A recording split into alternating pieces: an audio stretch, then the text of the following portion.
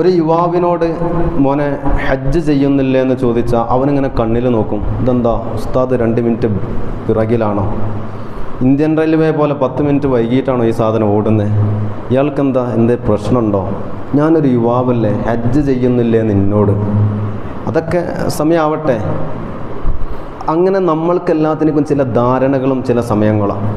ഹജ്ജ് എപ്പോഴാണ് ചെയ്യേണ്ടത്? ഈ ദുനിയാവിൻ്റെ മുമ്പിൽ എല്ലാം ചെയ്ത് എല്ലാ കൊസറാകൊള്ളിയും കഴിഞ്ഞാൽ ഇനി ഹജ്ജിന് പോയിട്ട് ഇങ്ങോട്ട് പടച്ചവനോട് ദുആ ചെയ്തിട്ട് പോരാം. അങ്ങനെ പല ആളുകളും മനസ്സിൽ വെച്ചൊരു ധാരണ.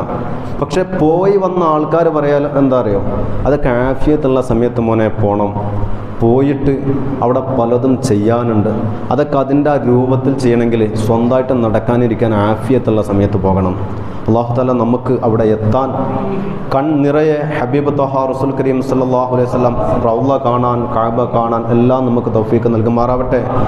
വിശുദ്ധമായ ഹജ്ജും ഉംറയും ചെയ്തുകൊണ്ട് പാപങ്ങൾ എല്ലാം കഴുകിക്കളഞ്ഞ കുഞ്ഞിൻ്റെ ഹൃദയത്തോടുകൂടി തിരിച്ചു വരാൻ നമുക്കെല്ലാം തൗഫീഖ് നൽകുമാറാവട്ടെ.